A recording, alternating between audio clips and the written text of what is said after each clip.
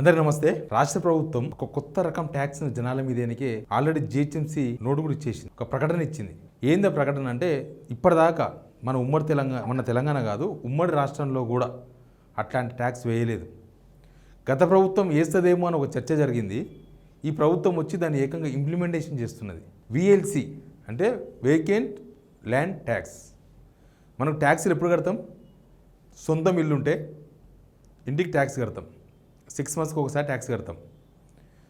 ఇప్పుడు ఖాళీ ప్లాట్ ఉన్న ట్యాక్స్ కట్టాలంట. మామూలుగా ప్లాట్లు కొన్న వాళ్ళు ఏం చేస్తారు? ప్లాట్ కొంటారు, రిజిస్ట్రేషన్ చేసుకుంటారు, అంతే, ఇంకా అట్లా వదిలేస్తారు. మళ్ళీ ఎప్పుడు ట్యాక్స్లు కడతారంటే వాళ్ళు ఇల్లు కట్టుకున్నప్పుడు అక్కడ ప్రాపర్టీ పర్మిషన్ తీసుకుని ఎల్ఆర్ఎస్ పెట్టుకొని పర్మిషన్ తీసుకుని కట్టుకున్న తర్వాత దానికి ఎంత కట్టినరు, ఏం కట్టినరు, ఎట్లా కట్టినరు, అది ఎంత కాస్ట్లీగా ఫర్నిచర్ వాడినరు అన్ని లెక్కలు చేసుకొని ట్యాక్స్ క్యాల్కులేషన్ చేస్తారు.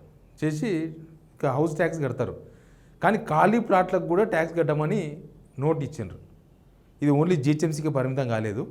ఇప్పుడు జిహెచ్ఎంసీ ఇక్కడ సక్సెస్ అయిన తర్వాత నెక్స్ట్ మున్సిపాలిటీసు, తర్వాత గ్రామ పంచాయతీలు, అంటే ఇక నువ్వు ఎటు తిరిగి పన్ను కట్టాలి, జనాల దగ్గర నుంచి ముక్కు పిండి వసూలు చేయాలన్నమాట.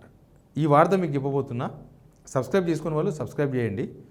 సబ్జెక్ట్లోకి పోతే, ఇప్పటిదాకా మనం విఎల్టీ కట్టలేదు, ఖాళీ ప్లాట్లకు ట్యాక్స్ ఎప్పుడూ కట్టలేదు. ఫస్ట్ టైం గవర్నమెంట్కి డబ్బులు కావాలంట, సంపద సంపాదించి జనాలకు పంచుతామని అధికారంలోకి రాకముందు, అధికారంలోకి వచ్చిన తర్వాత, నిన్న మొన్న కూడా ఫైనాన్స్ మినిస్టర్ బట్టి విక్రమార్క చెప్పిండ్రు. కానీ ఇప్పుడు ఏమవుతుంది? సంపద సృష్టించి సంపద పంచడం కాదు, మన దగ్గర నుంచి మనం ఏదైనా సంపాదిస్తే కింద మీద వాడి కష్టపడి ఓ ప్లాట్ సంపాదిస్తే ఆ ప్లాట్ మీద కూడా డబ్బులు మన దగ్గర నుంచే వసూలు చేసి అది గవర్నమెంట్ సంపాదనగా చెప్పుకోవాలని చూస్తుంది. జిహెచ్ఎంసీలో 31,000 ప్లాట్లు ఉన్నాయంట. ఇక అది గజాల లెక్క అది చాలా ఉంటుంది. 31,000 ప్లాట్లు జిహెచ్ఎంసీలో ఏంటంటే, గ్రేటర్ హైదరాబాద్లో శివారు మొత్తం మున్సిపల్ కార్పొరేషన్సే ఉన్నాయి కదా. జిహెచ్ఎంసీ అంటే ఎక్కువ హైదరాబాదు డిస్టిక్, తర్వాత ఈ రంగారెడ్డి డిస్టిక్లో కొంత భాగం వస్తుంది. ఇక్కడ ఖాళీ ప్లాట్లు తక్కువనే ఉంటాయి, ఎందుకంటే ఆల్రెడీ ఓల్డ్ సిటీ అయితే మొత్తం ఇరుకు సందులే. ఇక బయటకు వస్తే కూడా ఖాళీ ప్లాట్లు ఏమి ఉండవు, ఉన్నదే 3 ఫ్లోర్లు 4 ఫ్లోర్లు 5 ఫ్లోర్లు ఇల్లు కట్టుకొని ఉన్నారు. 31,000 ప్లాట్స్ ఉన్నాయంట ఖాళీగా. వాటన్నిటికీ ట్యాక్స్ కట్టాలంట. ఎంత ట్యాక్స్ అనేది కూడా ఇప్పటిదాకా చెప్పలే, ఎంత ట్యాక్స్ కట్టిస్తారో తెలియదు. ఇప్పుడు ఎల్ఆర్ఎస్, మొన్నటిదాకా ఎల్ఆర్ఎస్ ఉండే, గుర్తుంది కదా మీకు?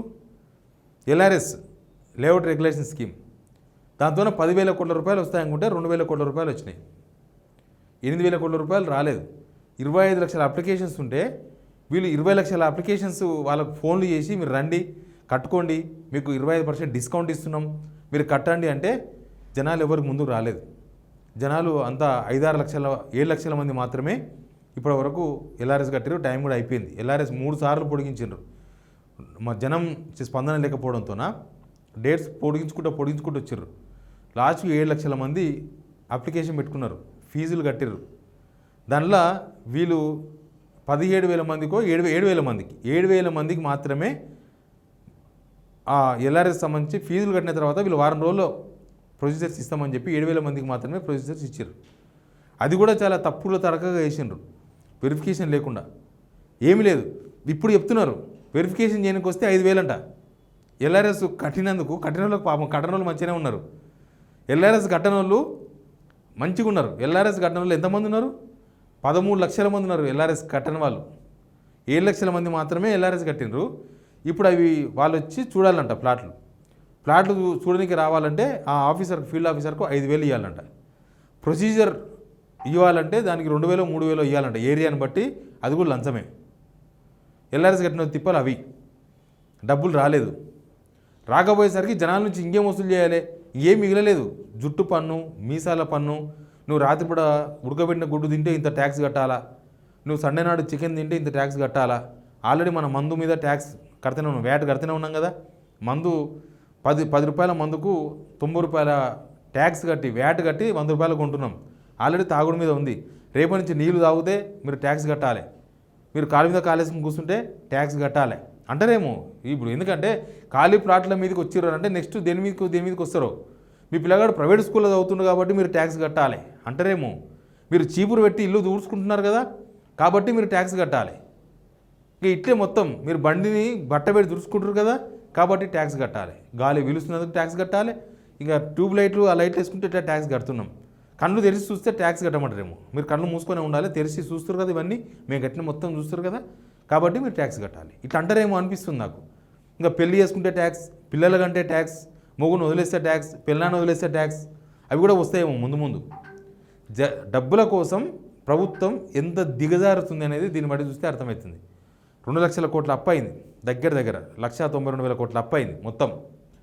అప్పుగాంగా భూములంబంగా లాస్ట్కు జనాలను పీక తిరినికే రియల్ ఎస్టేట్ లేక చచ్చిపోతారు. అసలు ఎవరికి రూపాయి ఇన్కమ్ లేదు. మొత్తం వీళ్ళు స్కీమ్స్ ఏమైనా ఇస్తే ఆ డబ్బులు ఫ్లో అయితే మార్కెట్లకు, కనీసం జనాల దగ్గర డబ్బులు ఆడతాయి. ఎవరికి పని లేదు. ఒకప్పుడు 50,000 సంపాదిస్తాయినా ఇవాళ చూస్తున్నాడు ఒక ప్లాట్ని అమ్మితే 10,000 20,000 వస్తాయేమో అని. ప్లాట్లు అమ్మేది లేదు. ఇక మిగతా అంతా అట్లే ఉంది, దారుణంగానే ఉంది. గవర్నమెంట్ ఏ స్కీమ్ను కూడా పంపించలేదు, డబ్బులు పంపించలేదు మార్కెట్లకి. మార్కెట్లకి వెళ్ళి డబ్బులు గుంజాలని చూస్తున్నారు. లేకపోతే ఖాళీ ప్లాట్కు ట్యాక్స్ ఏందయ్యా, దేనికోసం చెప్తారా? దినమున ఎల్ఆర్ఎస్లో ఖాళీ జాగా కట్టించుకున్న ట్యాక్స్లు. ఖాళీ జాగాలు అంటే మీరు ఒక వెంచర్, ఆ వెంచర్లో గ్రామ పంచాయతీ ప్లాట్ ఉంటే మీరు ట్యాక్స్ ఎల్ఆర్ఎస్ కట్టిరు కదా, దానిలో రోడ్లు పెద్ద రోడ్లు లేవు కాబట్టి ట్యాక్స్, తర్వాత నీకు పార్క్ జాగా సరిగా లేదు కాబట్టి ట్యాక్స్, అట్లా ఎంటీ ల్యాండ్ కూడా ట్యాక్స్ కట్టించుకున్నారు. ఇప్పుడు మన సొంతంగా కింద పడి మీద పడి అప్పులు చేసి రూపాయి సంపాదించి చిట్టీలు వేసి, లేకపోతే ఇంకేదో కన్నమ్మ కష్టాలు పడి ఓ ప్లాట్ కొనుక్కొని పెట్టుకొని, సరే ఎప్పుడన్నా భవిష్యత్తులో మనకు ఉన్న ప్లాట్కి ఏమన్నా ఇల్లు అయితే మనం కూడా ఒక ఇల్లు కట్టుకుందాం, ఒక గూడు కట్టుకుందాం అని కొన్నోళ్ళకు ఇది షాకు. ఇప్పుడు జిహెచ్ఎంసీలో 31,000 ప్లాట్లే ఉన్నాయి. మున్సిపల్ కార్పొరేషన్లకు వచ్చే వరకు సిటీ సరౌండింగ్లో ఉన్న మున్సిపల్ కార్పొరేషన్స్లో చాలా ప్లాట్లు ఉంటాయి, లక్షల ప్లాట్లు ఉంటాయి. ఇప్పుడు ఆ ప్లాట్లు అన్నిటికీ మళ్ళీ కట్టాలి వేకెంటీ ల్యాండ్. ఇప్పుడు ఎల్ఆర్ఎస్ కట్టిన వాళ్ళు ఏమి వదిలేరు. ఎల్ఆర్ఎస్ కట్టిన వాళ్ళు కూడా అక్కడ ఇల్లు లేకపోతే, ఇల్లు ఉంటేనేమో ఇంటి ట్యాక్స్ కడతారు. ఇల్లు లేని ప్లాట్లు ఉంటాయి కదా, ఖాళీ ప్లాట్లు, వాటికి మళ్ళీ ట్యాక్స్ కట్టాలి. ఒకటే ప్లాటుకు ఎల్ఆర్ఎస్ కట్టాలి, ఒకటే ప్లాటుకు వేకెంటీ ల్యాండ్ ట్యాక్స్ కట్టాలి, ఒకటే ప్లాటుకు అది కట్టాలి, ఇది కట్టాలి. ఇక ఏందంటే అది లాస్ట్కు నువ్వు పప్పు తింటే ట్యాక్స్, పొద్దుగాల పోతే ట్యాక్స్ అంటారేమో. జనాల దగ్గర నుంచి డబ్బులు గుంజడానికి బాగా రుచి మరిగి ఇవి చేస్తున్నారు. జనాలు కడతారా? ఏమో, ఎల్ఆర్ఎస్ఏ కట్టలేదు. కానీ ప్రభుత్వం అసలు ఎల్ఆర్ఎస్ మేము ఫ్రీగా చేస్తామని చెప్పి ఎల్ఆర్ఎస్ వసూలు చేసిండ్రు. ఈ ట్యాక్స్ చేస్తామని మేనిఫెస్టోలో పెట్టినరా, ఎవరని చెప్పిండ్రా? కానీ ట్యాక్స్ వేయడానికి జనం స్టార్ట్ అయినారు. ఈ నెలలో నోటిఫికేషన్ వస్తుందంట. నాకు తెలిసి అక్టోబర్ లోపల టైం పెట్టేసి కట్టేసుకుంటారు. ఎందుకంటే హౌస్ ట్యాక్స్ అప్పుడే లాస్ట్ ఉండేది. అది కట్టేసుకున్న తర్వాత నెక్స్ట్ మున్సిపల్ కార్పొరేషన్స్కి వచ్చి అక్కడ నుంచి గ్రామాలకు, ఇక ఖాళీ జాగా నీతోన ఎన్ని గజాల జాగా ఉంది, 100 గజాల జాగా ఉంది, దానికి స్టాంప్స్ అండ్ రిజిస్ట్రేషన్ అంటే గవర్నమెంట్ వాల్యూ ఎంత, దానిలో మీరు ఇంత పర్సంటేజు ఈ ట్యాక్స్ కింద కట్టాలా. ఇది గవర్నమెంట్ చెప్పేది. మళ్ళీ ప్లాట్లు లేని వాళ్ళు కూడా గవర్నమెంట్ ఒక ప్లాట్ కొనిస్తే మంచిది కదా. ఖాళీ ప్లాట్లు లేని వాళ్ళు చాలామంది ఉన్నారు, ఒక్క ప్లాట్ కూడా లేని వాళ్ళు ఈ కష్టపడుతున్నారు. ఇంకా ఏనో దగ్గర ఒక జాగా ఉంటే కొందామని. మీరు ఎల్ఆర్ఎస్ ప్లాట్ ఉన్నా, ఎల్ఆర్ఎస్ కట్టుకున్న ప్లాట్ కూడా విఎల్ ట్యాక్స్ కట్టాలని డిసైడ్ అయినంటే మీరు మామూలు కాదు. అంటారు కదా పవన్ కళ్యాణ్ సినిమాలో, అడు తెలియకుండానే మనిషికి తెలియకుండా డ్రైవర్ గుంజేస్తాడని, ఆ టైప్ తయారైన. దీని మీద జనం ఎట్లా రెస్పాండ్ అవుతారో తెలుస్తుంది. బట్ ఈ ట్యాక్స్ వేయడానికి మాత్రం ఖచ్చితంగా ఇది జనాల నుంచి ముక్కు పిండి వసూలు చేయడమే అవుతుంది. జనాల దగ్గర పైసలు లేవు, పనులు లేవు, అంతంతే ఉన్నాయి, చేస్తున్న ఉద్యోగాల జీతాలు అంతంతే ఉన్నాయి, ₹7 ఉట్టే పరిస్థితి లేదు మార్కెట్లో. ట్యాక్స్ కడతారంట. ట్యాక్స్ మీరు కూడా రెస్పాండ్ కండి. విఎల్ ట్యాక్స్ ఖాళీ ప్లాట్కు ట్యాక్స్ కట్టాలి. నువ్వు పర్మిషన్ ఉన్నా, ఎల్ఆర్ఎస్ కట్టినా కట్టకపోయినా ట్యాక్స్ కట్టాలంటే జనాల దగ్గర నుంచి జేబుల్లో చేతి పెట్టి గుంజుకోవడం అనమాట. దీన్ని ఇంకా మీరు సచ్చినట్టు కట్టాల్సిందే. వేకెంట్ ల్యాండ్ లేకపోతే దానికి 2% ఫైన్ వేస్తారంట. మళ్ళీ ఇప్పుడు గవర్నమెంట్ రేటు ₹1,00,000 అయిందనుకో, మొత్తం నీ దగ్గర జాగాకు ₹1,00,000కు 2,000 2% అంటే అది నెలకు 2,000 వేస్తారా, సంవత్సరానికి 2,000 వేస్తారా, ఎట్లేస్తారో కానీ ఆ ట్యాక్స్ కూడా వేస్తున్నారంటే ఇక ఓట్లు వేసిన జనం, మన తెలంగాణ ప్రజలు ఆలోచించాల్సిన అవసరం ఉంది.